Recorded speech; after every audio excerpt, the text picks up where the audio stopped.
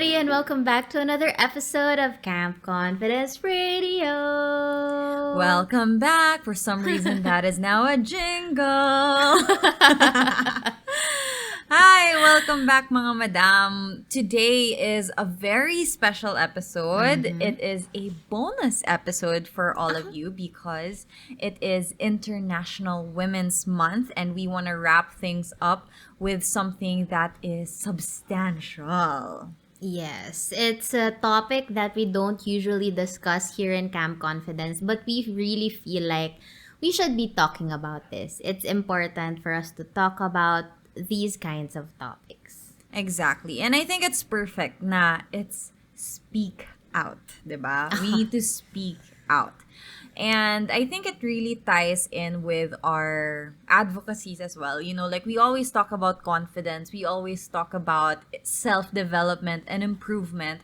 But one thing that hinders that is if we are hindered from an external point of view. So this is where our topic for today comes in. So for today, we are going to be talking about verbal abuse and how that ties in to, misogynistic practices, ganyan-ganyan, yung mga experiences natin in general on a daily basis. Sometimes kasi it's so subtle na we don't notice that they happen. So hopefully, through this episode, we get to shed light and mapaisip tayo a little bit. We get to educate ourselves a little more. Ready, Madam Rizza? We're ready. But before we dive right into the topic, I think, Madam, it's very important for us to identify kung ano nga ba yung verbal abuse. So, verbal abuse definitely is not easily recognizable. Madalas parang akala natin kaya nating i-let go lang, parang nasa back burner na lang. And madalas hindi aware yung mga survivors na na-experience nila to. And on the other hand, marami ding mga tao na commits this without being aware of it. Yes. So, ayan. It's a form of abuse na affects people emotionally and mentally, definitely. Pero sige, madam, mag-cite tayo ng mga examples at mga ano ba yung iba-ibang klaseng verbal abuse na maaaring nagawa natin or na-experience natin. Yeah, so word of the day levels. This is like Teacher Ayn. Let's go through. We listed down some examples for you and like the description of it. And mga madam, tignan nyo if this is something that you've experienced in your life. So the first one is something that I have been encountering a lot on TikTok, especially like gaslighting. Naririnig ko yan lagi. So gaslighting is where abusers mislead and make somebody question their judgment. So for example, like meron kayong argument and then they turn it around and all of a sudden you're like, "Oh, ako ba yung mali? Sorry, ako Bakit pala may parang kasalanan kasalanan." ko? Oo, ganun. That's gaslighting. And yun nga, it's a form of verbal abuse pala. Akala natin dati parang, okay, sorry, mali ko pala. Ganun. Yun. Another word of the day is condescension. This is where abusers parade their superiority. Yung tipong, sumunod ka sa akin. Dapat ganito. Dapat ganyan. Na parang you can't voice out your opinions. Ganon yung... That really is something that I don't like, especially with, for example, bosses, ganyan. When they're condescending to people just because sila yung nagpapasweldo, sila yung or like, for example, they're older, so they're condescending to you and they say it in a way na parang nakakababa ka. You know, like, at the end of the day, we're all equal. So, we need to treat each other with respect all the time. So, yun talaga. This one, I think, would be much more recognizable, like condescension. Ugh. Totoo. Lalo na yung mga, nakakatanda, mga boss, mga relatives, magulang, ganon. Okay. Next, madam? Next term. Next term, ako pala, sorry. Okay. Next word of the day. Dami nating words of the day. Oo, Pero I think words. it's words of the day. Kasi it's important that we familiarize ourselves with these concepts. Para if it happens to us, we're able to pinpoint it. So next is judging. This is where a strong opinion or conclusion is thrown to the victim na parang, especially in our society na medyo judgmental. Actually, it's getting better now, pero meron pa rin nun eh. Like, judgments na are very hurtful that scar you sometimes even for life. Totoo. Later siguro magbibigay tayo ng mga concrete examples na makaka-relate tayong lahat, mga madam. Next naman is blaming. This is where the victim is held responsible for the crimes committed against them. Victim blaming. Na parang, ikaw na nga yung nasaktan. Tapos parang, hindi, kasi kasalanan mo, kaya na ganito, ganyan. Ganon. Sino naka-experience ng ganyan, guys? Madaming stories na lalabas. Ito na. Marami ng revelations. This next one is something that I can definitely relate to, especially growing up. Name calling. This is where offensive names are used to insult during an argument. So, oh my gosh, sa akin, uling talaga. I keep remembering uling. That's like one of the, especially from my childhood. But even as a grown adult, ang dami. Bayaran. Mga ganyan. Ambisyosa. Ganyan.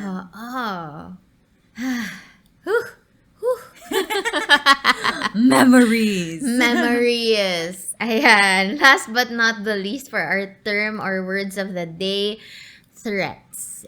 This is where the intention to create a physical hurt against the victim begins.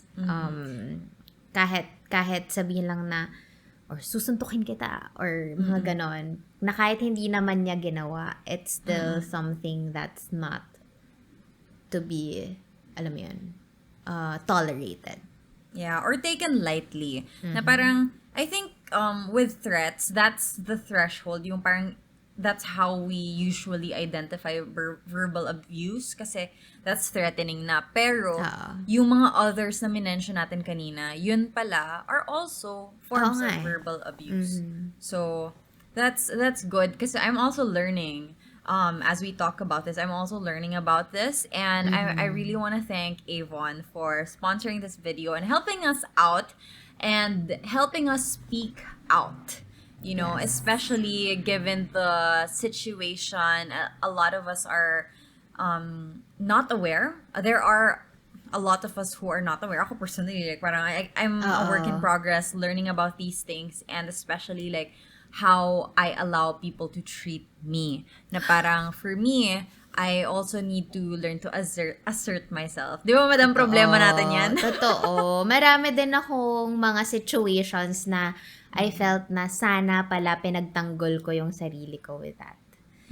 Kaya it's also very important to acknowledge these issues kasi nga, jumping point to for physical abuse, which is an equally disturbing cause na nangyayari worldwide. Yeah. This is also why Avon, in its continuous support for women's battles for 135 years, by the way, we are shifting the focus on this underlying crisis that is gender-based violence as we celebrate Women's Month. So more than just, empowering women, all that girl boss movement, it's also empowering women to speak out from the basic level, as in like how we are treated. So, ayan, medyo special episode kasi this is something na we are talking about for the first time here on Camp Confidence. Totoo. There we go. So, ayan, guys, if you have your stories, if you are listening to this podcast, please share this on social media and use the hashtag #SpeakOut na rin, tag Camp Confidence and tag Avon.ph para naman we can contribute to this conversation. Now, okay, let's go to verbal abuse and today, in current times and in social media, in popular media, kasi a lot of these are normalized. Totoo. So, let's cite some examples, madam. Ano ba? Minsan kasi yun nga medyo mahirap siyang ma-recognize kasi baka mamaya naiisip natin na i-judge tayo na parang ang sensitive mo naman, ganyan. So, siguro one example I would definitely say is kunwari you are in a relationship tapos you speak out na kunwari merong yung partner mo kinakausap ka ng hindi mo gusto. Kahit tone of voice, ganyan. I think, tapos, parang, kapag nag-speak out, sinagot natin sila, na pwedeng in a good way, na bakit mo ako kinakausap ng ganyan, ayaw kong kausapin mo ako ng ganyan. Tapos, ang i-retaliate nila sa'yo is, ano ba yan? Ang sensitive mo naman, sige na nga, hindi lang kita kakausapin. Ganon. Parang, what? Yung sige na, di na lang kita kakausapin. Okay na, sige na. Hindi na lang kita tatawagan. Okay, sige. No problem. Mga ganon. Gaslighting. I personally experienced that. Pero hindi naman kay Josh. Hindi kay Josh. Kay Josh. Yeah. Yeah, we're very grateful na currently we're in healthy relationships. Na these don't happen. Thankfully. Oo. Tapos, madam, alam mo ba, ito na yung mga bubog natin. Naka-experience din ako, madam, na parang, so, nahuli ko siyang speaking to another girl na medyo intimate, ganyan-ganyan. So, I questioned him, parang, maayos naman ako kausap lagi. Parang hindi naman ako nagsushoot ng crazy vibes kapag pero, yun nga, parang sabi niya, ano ba yan? Kausap lang naman eh. Ano bang masama dito? Parang, Teka lang. Tapos parang nung time na yun, parang akala ko okay lang siya. Yun yung parang, ito sa mga regrets ko, na parang ba't hindi ko pinagtanggol yung sarili ko? Na bakit nag-continue pa rin ako sa relationship na yun? Na parang I saw a lot of red flags. Although, never naman akong na physically hurt or anything. But, I had a lot of these. Not only in my relationships, with friends, with relatives, mga ganon. Yeah. And that's the thing. Usually, we minimize the impact when it's verbal because, hindi naman ako sinaktan. It's not physical. So, we tend to minimize it and we tend to shove it aside na parang hindi siya as important and hindi siya as impactful. Pero in fact, it is very impactful. Like, you are formed by these, especially formative years. Tayo kasi ngayon, we're in our, medyo adulthood. Kilala na natin. Hindi medyo. Like, matanda na kasi tayo. But for our listeners who are, especially those in their early 20s, mga teenagers, like, formative years pa rin yun na you're going through a lot of growth, and when you are bombarded with things na ito yung naririnig mo, that really affects your growth as a person. So, another one, siguro in popular media, like, ang daming natatawag na malande or pok-pok just because of their clothes. And you know how, di ba, when there's an issue, what was she wearing? Nga. Bakit ano suot niya? Kaya naman pala nababastos eh. And it's just so frustrating to see that na parang putting the blame on somebody who's just like existing, living their life, tapos mabibigyan ng ganon. And you see that a lot. It's so, nakaka-churn ng gut. Yung mga ganon. Nakaka-giggle, I swear. I remember one time na, kasi, very shy ako before. Never akong nag-two-piece. I'm always, shorts and t-shirt kind of girl sa mga outings. Kasi, there was one time na, parang gusto ko mag-two-piece. Tapos parang, may nagsabi sa akin na, ano ba yan? Baka ma-rape ka. Or, parang, Wait lang kasi hindi na lang. Ganon. Doon, ano ba yun? And this was a relative. By the way. Tapos parang, alam mo yun, ako na I was in my teenage years, yun nga, formative years, na parang I felt like, okay, sige, hindi na lang. So, wala talaga akong confidence. I grew up na hindi talaga ako nag-show masyado. Pero, yun nga, when I learned these things, when I learned about it's not about me, it's about their minds. Yun, parang dun ko rin na-feel na okay lang pala.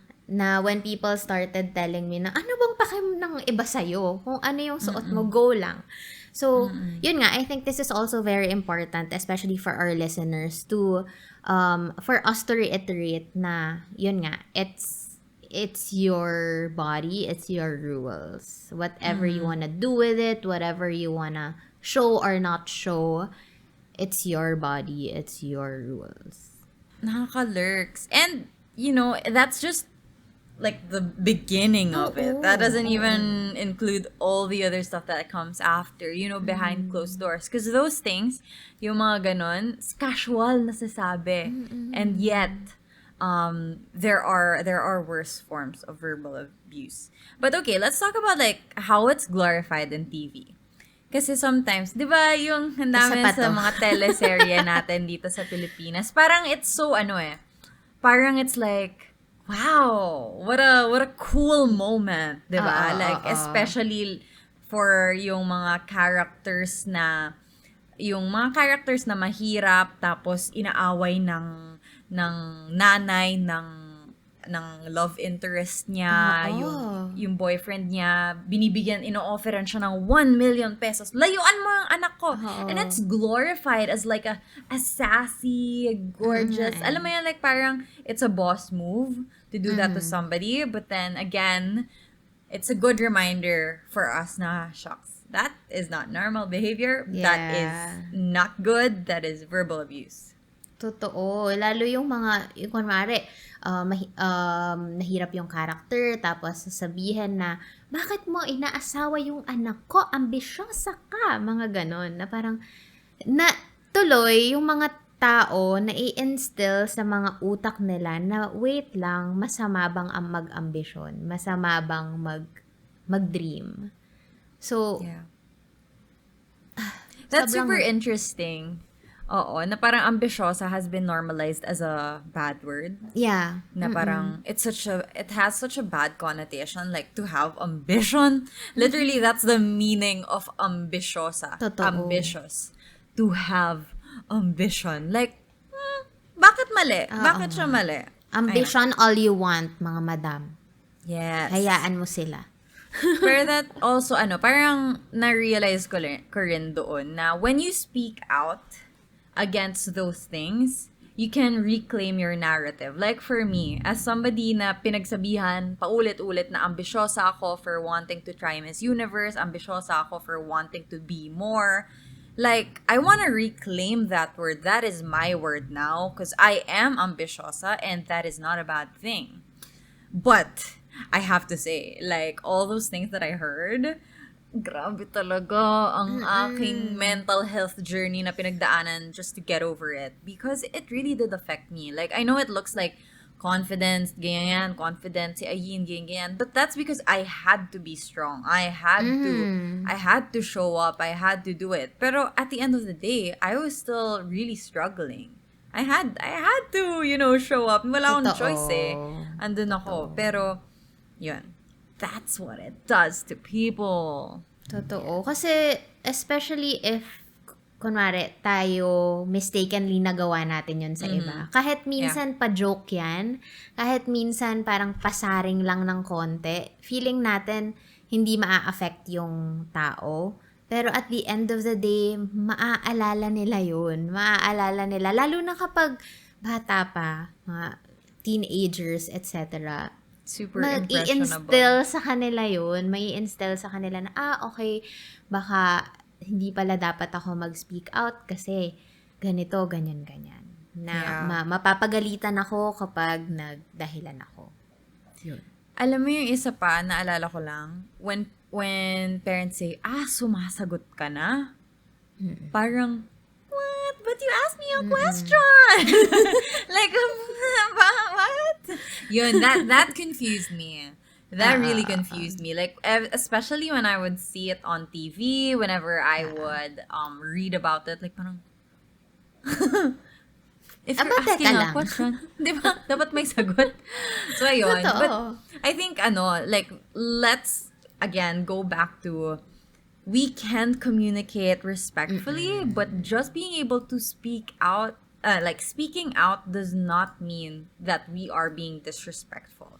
It's Totoo. just that we have our feelings. And yun nga parang nakakalimutan din sometimes sa mga nakakatanda na, yung mga bata, they are people. They are human beings with feelings. If you can Totoo. expect, di ba, your coworker, you respect your coworker, you think yung bata, yung anak, yung pamangkin, ganyan, of course, sila din, no?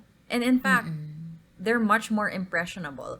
So, dapat, we're even more careful. If we're careful around people in our circle that we respect, we should also do the same thing with the younger people in our lives. And that's a reminder to me as well, na parang, I have younger people in my life na parang, okay, they are human beings na Totoo.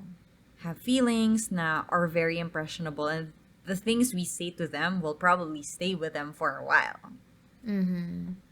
Totoo. Especially in a business perspective then, you being a boss, you have to really be very careful with how you say things.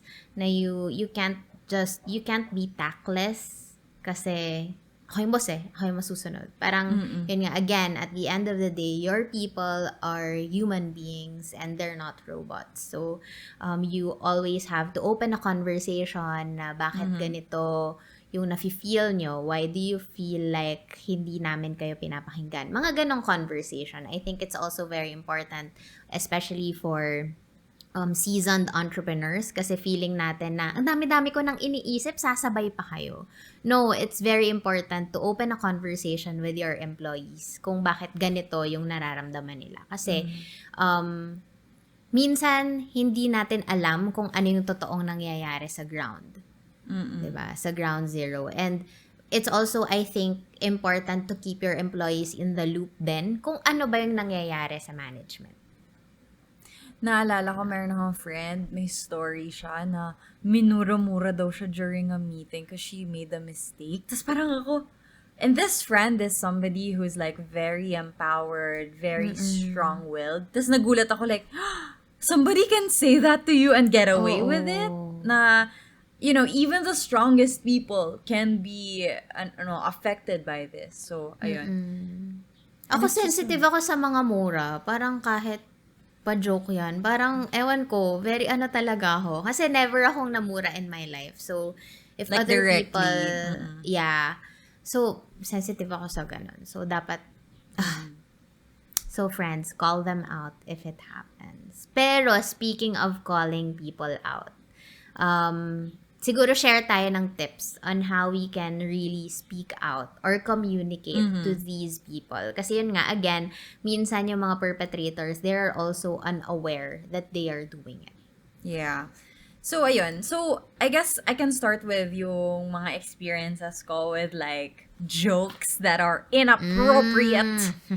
I really hate that. I really hate misogynistic jokes. And this is something that a lot of my friends know me for, na sometimes we can't help but be in social circles that don't necessarily have the same values. Like, for example, workplace.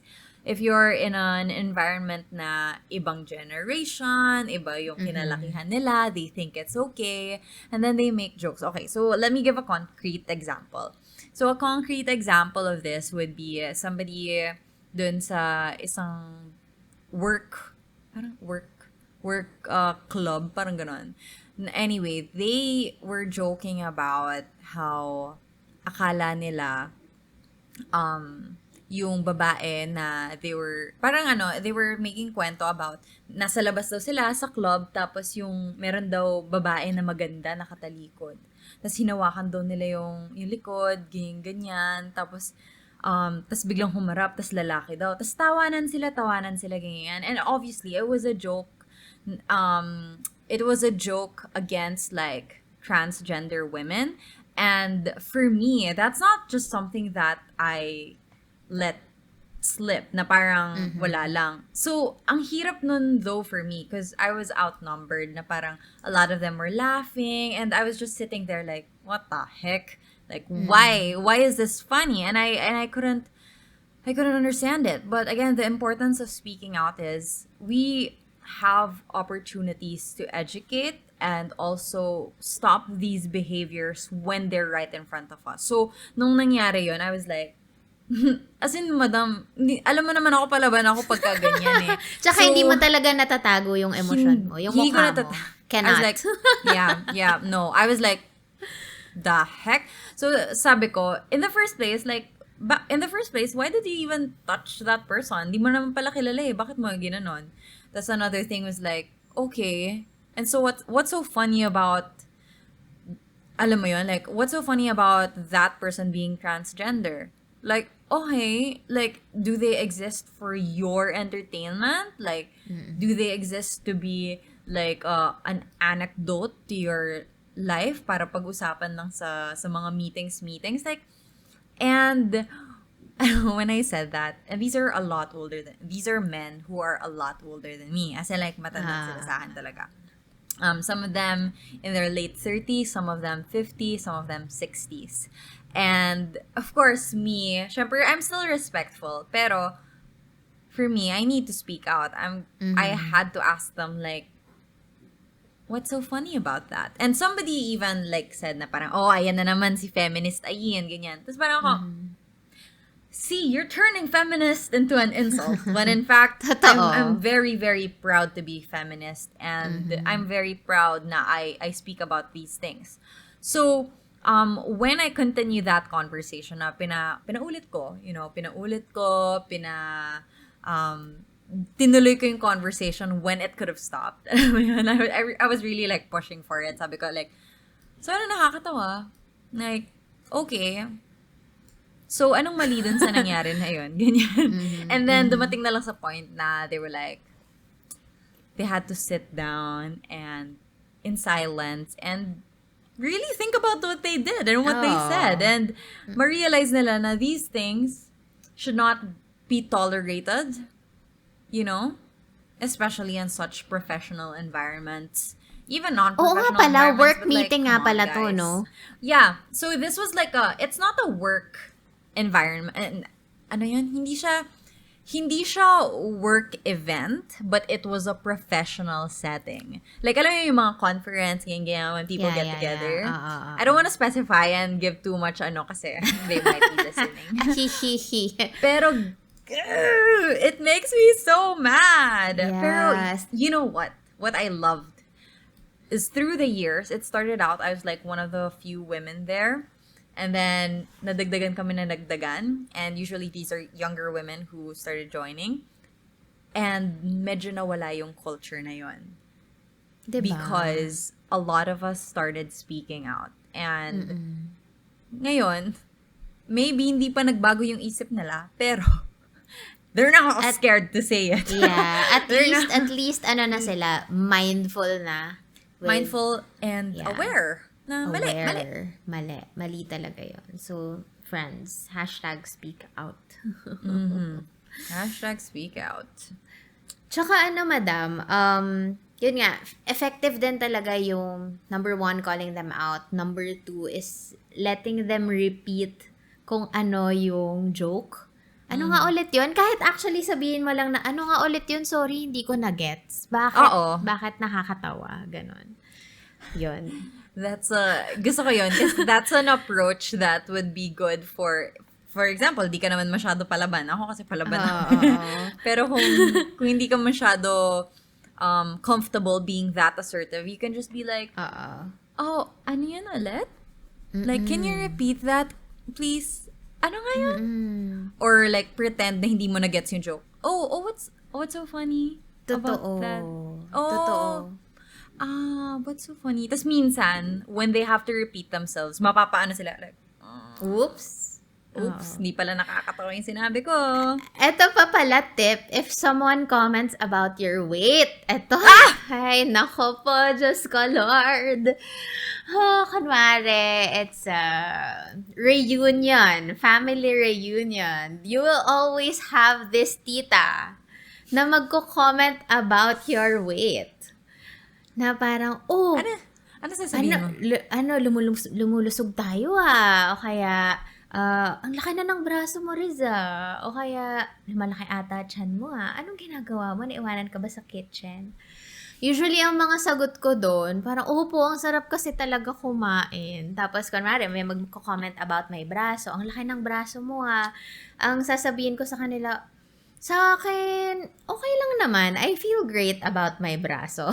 That's good. That's good. I feel great about my braso. Tapos, sasabihin ko na, okay lang, it allows me to buhat more. Makakapagbuhat ako ng mas mabigat dahil malaki yung braso ko. Ganon. So, Yeah.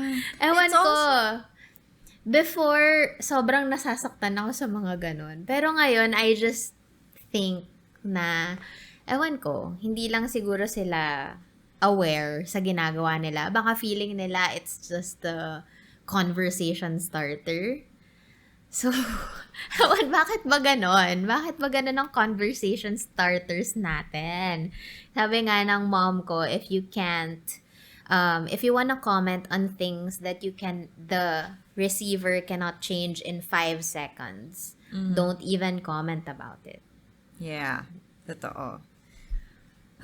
So we're hitting different levels of like verbal abuse. We're hitting different levels of like verbal nakakainis. Kinakainis na natin. But like, okay, I'm like, I think we need to emphasize again, like, parang we don't tolerate things Totoo. verbally because, again, these are jumping points sa physical abuse. So, 1 minute, it's just about especially like in an intimate relationship, you know? Like, I've heard stories of friends na parang at first, they just comment on their weight. Like, parang, tumataba ka na, wag mo nang ganyan. Yung pag-ganon lang. Tapos, sunod nun, nagiging threat na. Sunod nun, nagiging gaslighting na parang, tas ina-isolate ka na sa friends mo, sa family mo, sa support group mo. And that leads to even bigger problems. That's why we really have to start at the root cause. We start at the beginning. We speak out sa simula pa lang. Let's just not tolerate any of this. Period. Totoo. Tsaka, madam, we also listed, by the way, mga NGOs for gender-based violence. Ulit. Gender-based violence. So, G-Wave is there. Gender Watch Against Violence and Exploitation. There's also Luna Legal.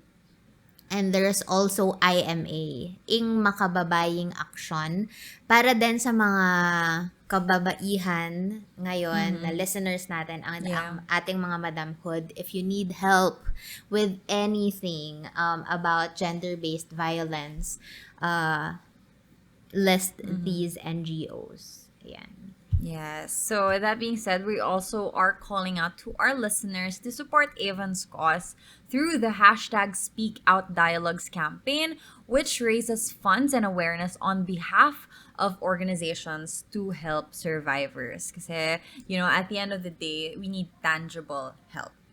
Ayan. Totoo. Meron din sila, by the way, na Kumu stream on March 30. Mga madam, attend tayo doon. It's a #Speak Out Fundraising Livestream via Kumu on March 30. I love Kumu, by the way. I'm on Kumu as well. So, talagang nakaka-raise ng funds through the gems, the gifting. So, if you guys can watch and listen, ay nako, punta kayo doon sa Kumu, March 30. Ayan. You can also show support.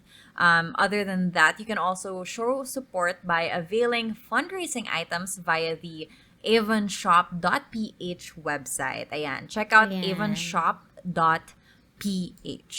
Totoo. You can also give your donations, by the way, through GCash. nag-accept din sila. And funds earned will go to Avon's NGO beneficiaries. Yun nga yung minention namin kanina, G-Wave, IMA, and Luna Legal for the hashtag Speak Out campaign. So please go ahead, again, Avon.ph to know how para makasuporta at makadonate tayo. Yes. Ayan. So, that being said, guys, we should always, again, reiterating what we said a while ago, na any kind of abuse, whether it's physical or verbal, it should never be tolerated. Because, again, no matter the situation, circumstance, or reason, may it be women or men, any form of mistreatment should never be tolerated. So, mga victims of bullying, victims of abuse, like, these things, yung habang seed pa lang sila, kahit gaano kaliit, they shouldn't be tolerated. Totoo. Kasi at the end of the day, when you grow up, when we grow up more, alam mo Yeah, ako yun, rin. parang Sama rin dapat tayo sama dun. tayo. Kailangan nating mas stop talaga tong violence na to. And at the end of the day, in ourselves, we know na hindi talaga na dapat natin to tinitiis. We really have to speak out. Call out people who needs to be called out. And ayun, I hope our madamhood will be safe and secure. Nakakatakot, nakakahiya minsan, pero we really need to put all these issues out there. Yeah, and hopefully, guys, this episode has given you the courage to speak out, not just in situations where it's easy to speak out, but also in situations where it's a little uncomfortable to speak out, but we have to. Because at the end of the day, you know, we need to tackle not just individually yung problems that arise, but also the culture of abuse that is plaguing our society. So, to the women and also the men na rin, listening to Camp Confidence today, for those women who are going through any verbal or any kind of abuse, I hope that you are not afraid to seek help. Again, we mentioned several NGOs a while ago. So that's Gender Watch Against Violence and Exploitation. That's G-Wave.